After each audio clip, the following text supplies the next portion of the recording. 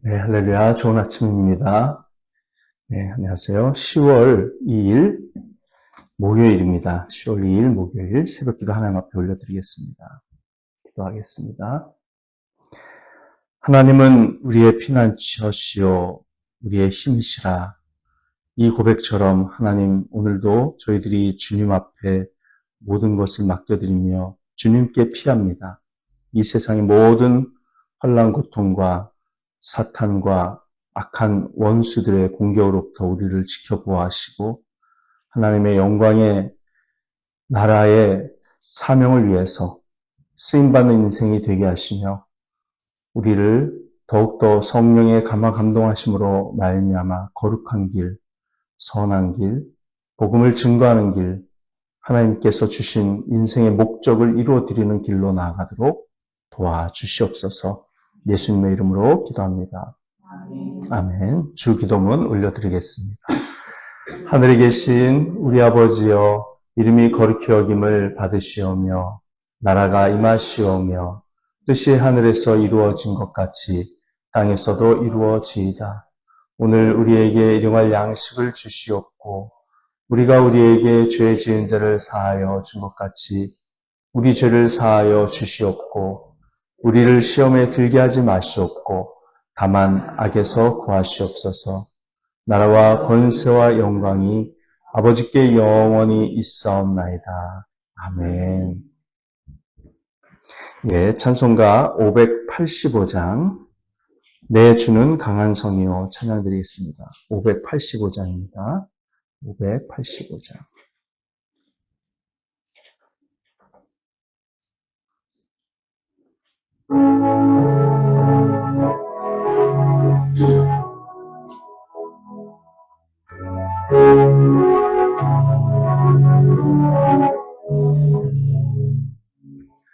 내 주는 강한 성이요 방패와 병기 되시니 큰 환난에서 우리를 구하여 내시리로다. 옛 원수 마귀는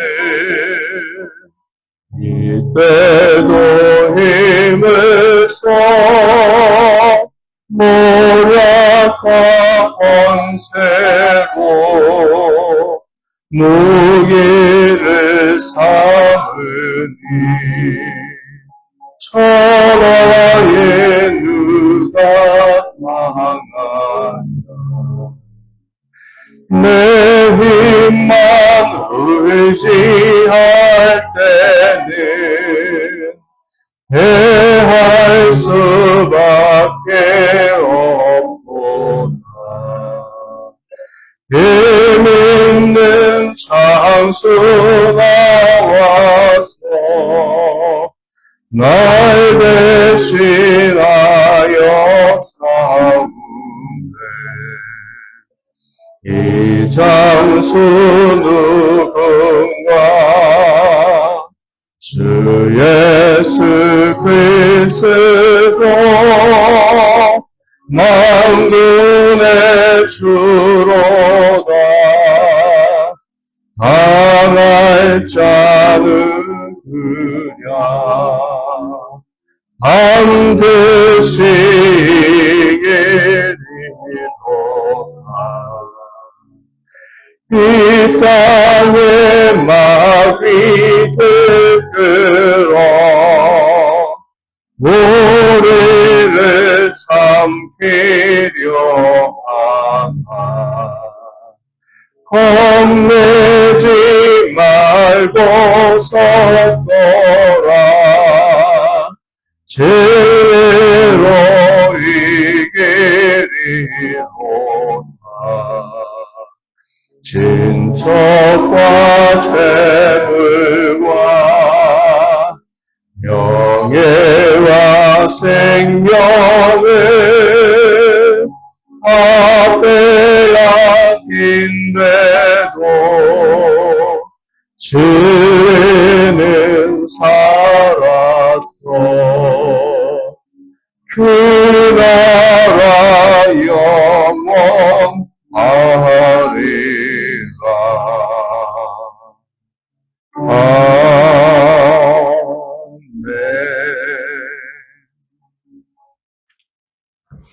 아멘. 네, 이 찬양 부를 때마다 참 가슴이 뜨거워지는 찬양입니다. 이 찬양을 지금 마틴 루터, 종교개혁자 마틴 루터가 작곡을 했습니다. 작곡까지 했어요. 마틴 루터 목사님이 참 뛰어난 분이죠. 자기가 이렇게 당한 겁니다. 이렇게 친척과 재물, 명예, 생명 다 빼앗기는 그런 상황을 다 지켜봤고, 로마 가톨릭 교회에서 파문당하고 죽을 뻔했잖아요. 거의 사형당하는 거를 한 영주가, 그리스도인이 된 영주가 권력을 사용해서 구해냈죠. 그리고는 목사님으로 우리 개신교를 만든 겁니다. 그래서 진리는 살아서 그 나라 영원하리라. 우리가 신앙생활 할 때 정말 그 교묘하게 기독교를 핍박하고 교회를 무너뜨리려고 하는 세력들, 그 모략과 권세, 우리 힘으로 당할 수가 없습니다. 그냥 일정 기간 동안은 손해보고 때로는 죽을 수밖에 없는 거죠. 감옥에 갇혀 있을 수밖에 없고. 그래서 정말 우리가 깨어 있어야 되는데요. 지금 전 세계가 굉장한 영적 전쟁의 흐름 속에 있습니다. 사실은. 대한민국은 말할 것도 없고요. 지금은 이제 통일교까지 건드리더라고요. 옛날에 그 신천지 쳤잖아요. 그 코로나 딱 시작할 때 대구 신천지를 왜 쳤겠습니까? 교회를 치려고 신천지부터 친 거예요. 그러니까 사람들이 조금 이단 사입이라고 말하는 그 기독교 아류들을 먼저 치고 그런 걸 치면은 기독교인들은 일단 아이고 속 시원하다 이렇게 생각하기 쉬우니까 그러고 난 다음에 이제 기독교를 치는 거죠. 그래서 얼마나 모략이 강한지 모릅니다. 저기 악한 자들은 참 똑똑해요. 그러니까 사탄적이에요. 사탄이 머리가 얼마나 좋습니까? 저희가 정신 차리고 신앙생활 해야 될 줄 믿습니다. 자, 우리 하나님 말씀 에베소서 4장 10절 13절 말씀입니다. 에베소서 4장 10절 13절.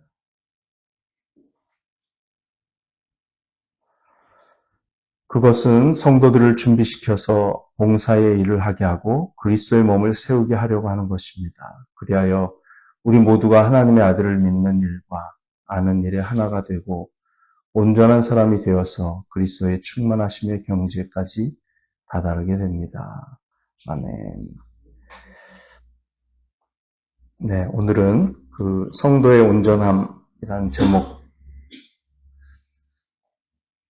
가운데서 두 번째 특징입니다. 온전함의 성도의 온전함에는 그 온전함을 이루는 하나님의 사역에는 두 번째 특징이 있는데 하나님께서 그 첫째는 하나님께서 은사를 주신 사람들이 성도들을 준비시키는 거죠. 그래서 성숙으로의 촉진이라고 어제 그런 주제로 말씀을 나눴습니다. 두 번째는 그렇게 하나님께서 촉진시키는 사역자들이 일을 잘 해서 말씀을 잘 전하고 말씀으로 무장을 시켜드리면 이제는 성도들이 움직일 때입니다. 두 번째는 성도들이 사역의 일을 하는 것입니다. 자, 오늘 에베소서 4장 12절 보면 성도들을 준비시켜서 이거는 11절에 나오는 네 가지 직분자들이 할 일이에요. 성도들을 준비시키는 일. 그것이 말씀을 전하는 목자, 가르치는 목자가 할 일입니다.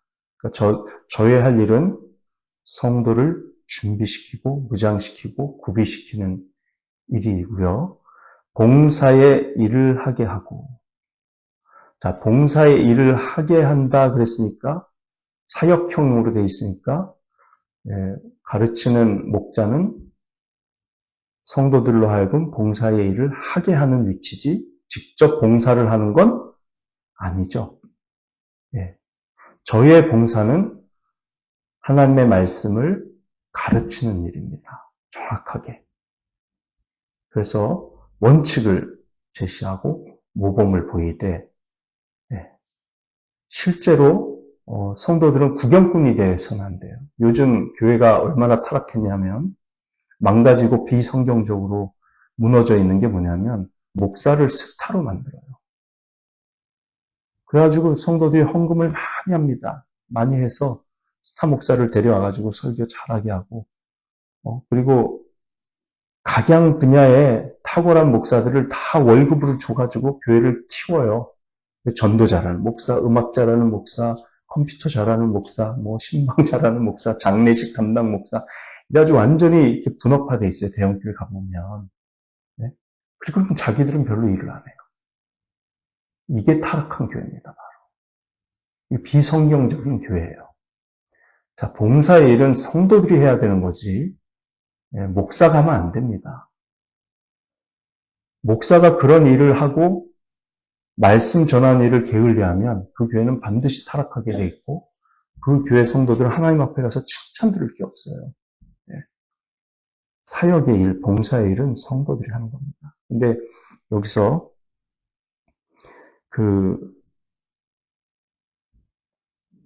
목사, 즉 그러니까 말씀을 전하는 목자는 말씀을 전하는 일에 집중하고 기도하는 일에 집중해야 옳아요.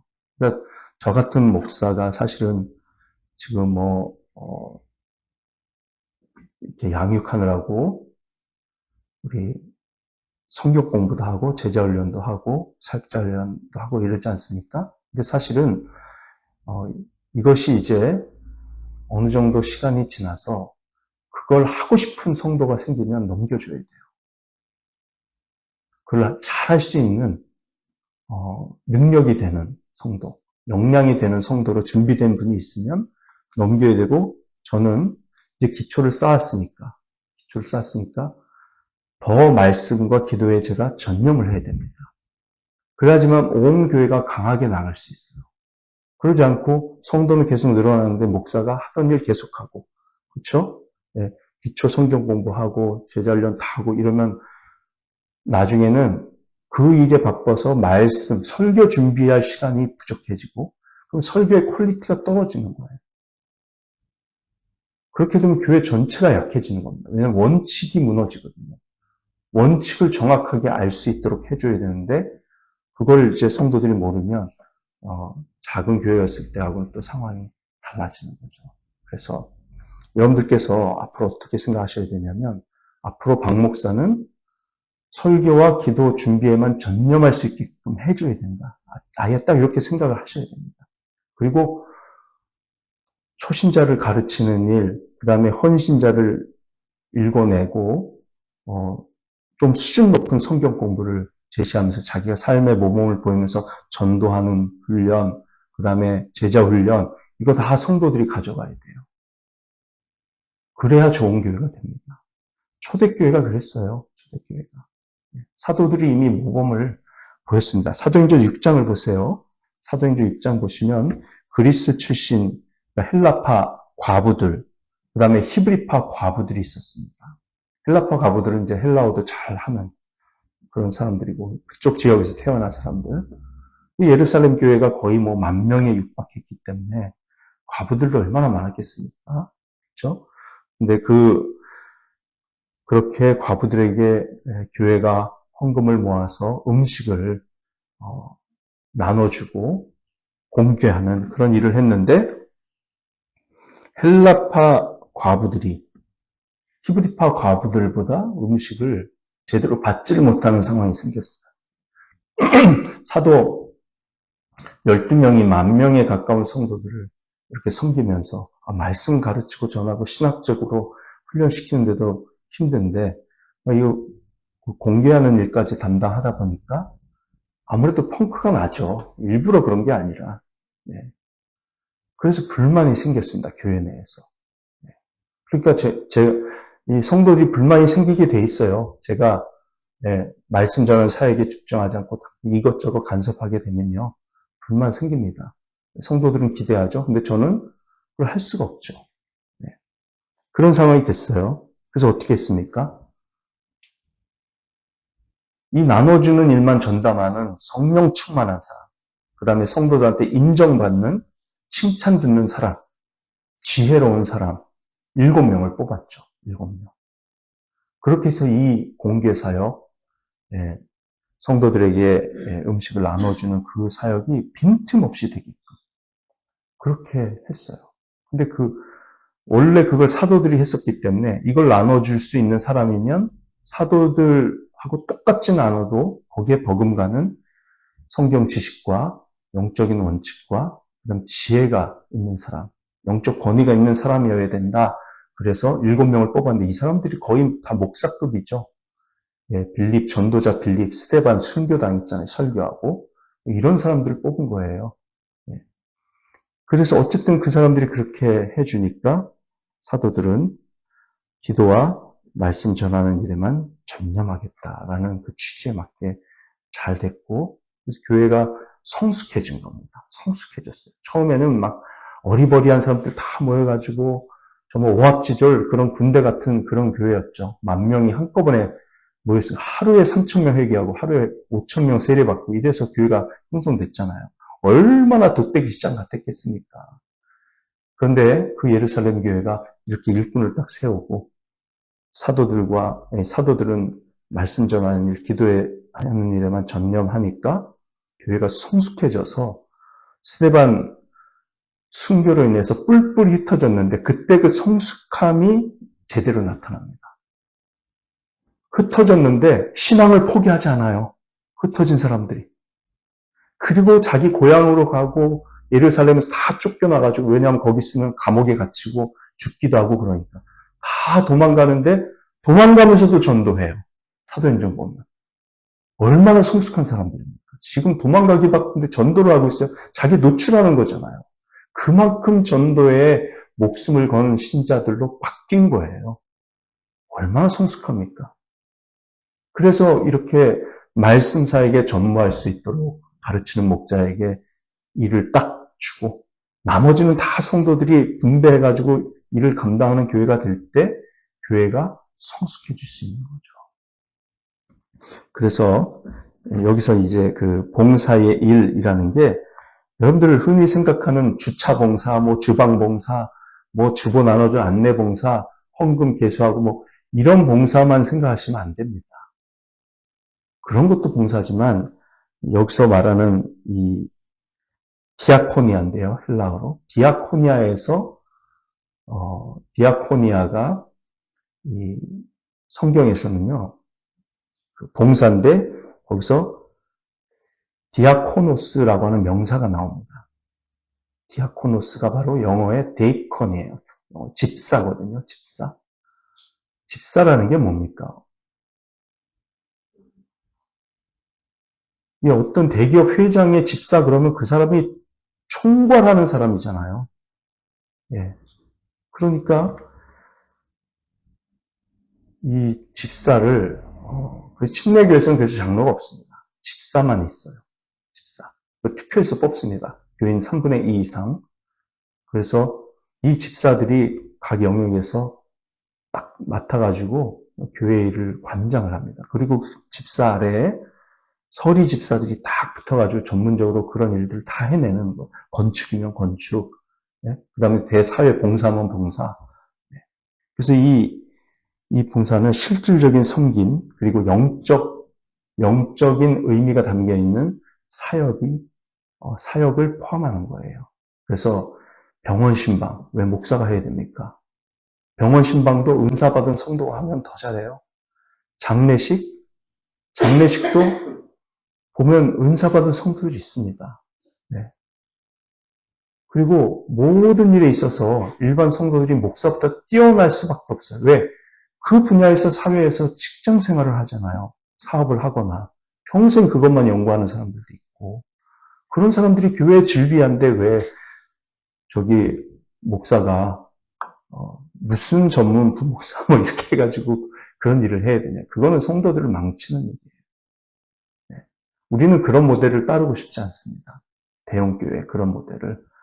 그거는 회사가 회사 운영하는 방식을 하는 거예요. CEO가 부장 세우고 뭐 상무 전무 세워가지고 하는 거하고 똑같은 건데 그렇게 하면 교회가 성숙해질 수 없고 그냥 잘 굴러가겠죠. 근데 성도들은 교회가 어떻게 굴러가는지를 전혀 몰라요. 왜? 목사들이 다 해버리니까. 그게 무슨 교회입니까? 기업체죠. 그렇게 하면 안 됩니다. 그래서 여러분들이 모든 은사를 하나씩은 하나님으로부터 받았어요. 자연적인 재능이 있고 평생 자기가 좋아하는 관심 있는 일이 있고 또 신앙을 가지고 나서 성령께서 주시는 특별한 어떤 영적 감각들이 있습니다. 네, 그걸 가지고 섬기셔야 되는 거예요. 그러면 그게 은사가 내가 받은 은사가 뭔지를 확인하게 됩니다. 그래서 로마서 12장에 보면 우리 모든 성도들이 각자 받은 은사가 있으면 그 은사로 섬기라고 명령을 받습니다. 로마서 12장 3절부터 8절 쭉 한번 제가 읽어드릴게요. 나는 내가 받은 은혜를 힘입어서 여러분 각 사람에게 말합니다. 여러분 스스로 마땅히 생각해야 하는 것 이상으로 생각하지 말고 하나님께서 각 사람에게 나누어 주신 믿음의 분량대로 분수에 맞게 생각하십시오. 한 몸에 많은 지체가 있으나 그 지체들이 다 같은 일을 하는 것이 아닙니다. 이러면서 쭉 내려가고요. 6절에 하나님께서 우리에게 주신 은혜를 따라 우리는 저마다 다른 신령한 선물을 가지고 있습니다. 가령 그것이 예언이면 믿음의 정도에 맞게 예언할 것이요. 예언의 은사. 이 예언의 은사가 바로 설교 은사죠. 설교 은사. 7절 섬기는 일이면 섬기는 일에 힘써야 합니다. 또 가르치는 사람이면 가르치는 일에 권면하는 사람이면 권면하는 일에 힘쓸 것이요. 나누어 주는 사람은 순수한 마음으로, 지도하는 사람은 열성으로, 자선을 베푸는 사람은 기쁜 마음으로 해야 합니다. 예, 이거 정말 이런 은사를 받은 성도들이요. 그렇게 마음 가고 사회적으로 하나님의 영광을 위해서 하나님의 사랑을 자비와 긍휼을 나타내기 위해서 교회에서 물건을 모으거나 헌금을 모아서 그거를 지역사회 사람들, 가난한 사람이나 필요한 어린아이들이나 이렇게 나눠주고 가르치고 봉사를 통해서 전도할 기회를 얻고 이거 스스로 기획해서 하잖아요. 목사? 어디 쫓아갈 수 없습니다. 너무 잘해요. 너무 잘합니다. 잘할 수 있어요. 훨씬 더 잘합니다. 왜? 평생 그런 일을 해왔으니까. 사회 속에서. 네. 교회 일은 그렇게 해야 됩니다. 그래서 저는 이제 제가 모델로 삼는 교회는 그런 지구촌 교회니 사랑의 교회니 이런 전문 부목사들이 있는 교회를 모델로 삼지 않고 그래서 평택 대강 교회를 모델로 삼는 겁니다. 네. 교인이 8,000명이었는데 또 분립개척을 해서 100 몇십 명이 나갔는데 그렇죠? 100 몇십이 나갔는데 지금 300명이 됐어요. 그 개척한 교회도 2년 반 만에 그렇게 열심히 전도하고 또 각 분야에서 봉사하고 있는데 탁월해요. 왜? 목사가 시키는 일을 성도가 하는 게 아니라서 그래요. 제자 훈련 잘 받고 영적인 훈련이 됐고 그 다음에 섬기는 마인드, 예수님 닮은 마인드가 생기면 성도들로 하여금 알아서 자기들이 정하게 하는 겁니다. 사역을. 스스로 신청해서 스스로 함께 만들어가는 거예요. 그러니까 교회 카페를 운영해도 탁월하고요. 서점을 운영해도 탁월하고 모든 게 다 탁월한 거예요. 정말 놀랍습니다. 돈 받고 해도 그렇게 잘할 수 없을 정도로 그렇게 너무너무 잘하는데 그러니까 전도가 되는 거예요. 그리고 이 교회는 택시를 타면 한국에서 왜 요금이 8,700원 나오잖아요. 그러면은 그냥 10,000원 주고 됐습니다. 그러면은 택시기사가 혹시 평택 대강교회 다니세요? 그렇게 물어본대요. 하도 그냥 거스름 돈 받지 말라고. 그냥 이렇게 온 교인들이 다 그걸 실천을 하니까. 그 정도로 섬깁니다. 그러니까 전도가 되는 거예요. 자, 그래서 여기 베드로전서 4장 10절 11절에도 각 사람은 은사를 받은 대로 하나님의 여러 가지 은혜를 맡은 선한 관리인으로서 서로 봉사하십시오. 성도끼리 서로 봉사하래요. 하나님께서 은혜를 맡기셨거든요. 자기가 모를 수는 있어도 분명히 맡기셨습니다. 말을 하는 사람은 하나님의 말씀을 전파하는 사람답게 하고 봉사하는 사람은 하나님께서 주시는 힘으로 봉사하는 사람답게 하십시오. 그러니까 은사의 두 영역을 제시해요. 베드로가. 말의 은사와 섬김의 은사입니다. 그러니까 저처럼 설교하는 사람이 있는가 하면 교회에서는 전문적으로 신학을 공부하지 않았지만 잘 가르치는 성도가 있어요. 어린이를 잘 가르치는 성도, 청년을 잘 가르치는 성도, 또 노인 성도를 잘 가르치는 성도, 다양하게 젊은 사람 다 잘 가르치는 사람들이 있습니다. 그런 사람들은 말로 하는 봉사, 은사를 가지고 교회를 세워야 돼요. 그리고 섬김의 은사, 몸으로 하는 걸 잘하는 성도들이 있습니다. 예, 몸으로 하는 거. 그런 분들은 또 몸으로 해야 돼요. 예. 그렇게 쭉 하다 보면요, 교회가 건강하게 세워져 가는 겁니다. 예. 저도요, 그냥 좀 성도입니다, 저. 예. 박용정 목사 이 타이틀 이전에 제가 성도라고요. 우리 그리스도의 몸의 한 지체라고요, 제가. 근데 말씀 전하는 은사를 받았기 때문에 하는 거죠.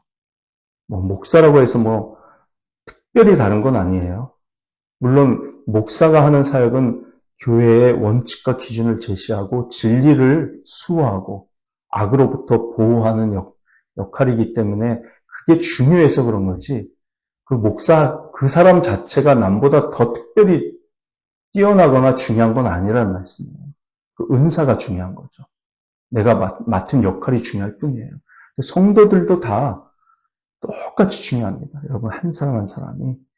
네? 우리 신체에서 세포 하나만 망가져도 그 암이 되고, 네? 병들어 죽잖아요. 그리고 우리 성도도 한 사람 한 사람이 참 중요합니다. 여러분께서 이제는 하나님께 받은 은혜로 내가 뭘 하면 하나님의 영광 받으실 것인가? 이 교회가 건강해질 것인가? 그리고 사회적으로 전도를 하는데 더 도움이 될 것인가? 이런 것들을 하나님께서 마음 주시는 대로 하나씩 실천해 보세요. 네. 그리고 저한테 물어는 보세요. 그렇지만 물어는 보되 상의는 하되 목사님이 해주세요. 이런 말씀 하지 마십시오. 여러분이 하는 겁니다. 그냥. 저한테 동의를 구하고 지혜를 구하는 거는 있을 수 있지만 말씀의 원칙으로. 근데 목사님이 이거 해주세요. 그런 얘기는 하지 마세요. 알아서 하세요. 그런 거는. 네. 그래야 더 잘합니다. 제 어떤 지혜나 저의 의견이 들어가면 거기서 처음부터 뻐그러지고 망가지는 거예요. 네. 창의력도 떨어지고. 그래서 여러분들께서 기도하시고 하나님께서 소원을 주시는 대로 뭐든지 하시기 바랍니다. 그러면 우리 교회는 성숙해질 수 있어요. 초대 예루살렘 교회처럼. 흩어져도 어디를 가든지 전도할 것이고 교회를 세울 것이고 담대하게. 그래서 여러분 이런 한 사람 한 사람의 성도들의 작은 봉사가 모여서 건강한 교회, 좋은 교회, 하나님께 쓰시는 아이노머리 교회로 세워 가시길 간절히 소망합니다. 기도하겠습니다. 아버지 하나님, 우리 모든 성도들이 예수님을 믿고 신앙이 자라고 성숙해져서 하나님을 위해서 중요한 역할을 할 수 있기를 하나님은 기대하고 계시고 또 그 일을 할 수 있도록 성령께서 특별히 각자에게 남이 갖지 못한 은사를 주시고 은사를 갖게 하시고 또 성령의 가마력을 허락하신 줄 믿습니다. 우리 아이노머리 교회가 그런 자발적이고 창의적이고 또 성령님에 의해서 감동된 그리고 이 세상에서 잘 훈련되고 준비된 그런 기능을 가지고서 주의 몸된 교회를 섬기며 지역사회를 섬기며 복음을 증거할 때 놀라운 폭발적인 일들이 일어나게 하시고 하나님께 영광이 돌려지게 하여 주시옵소서. 감사하며 예수님의 이름으로 기도합니다. 아멘. 네, 오늘도 복된 하루 되시길 바랍니다.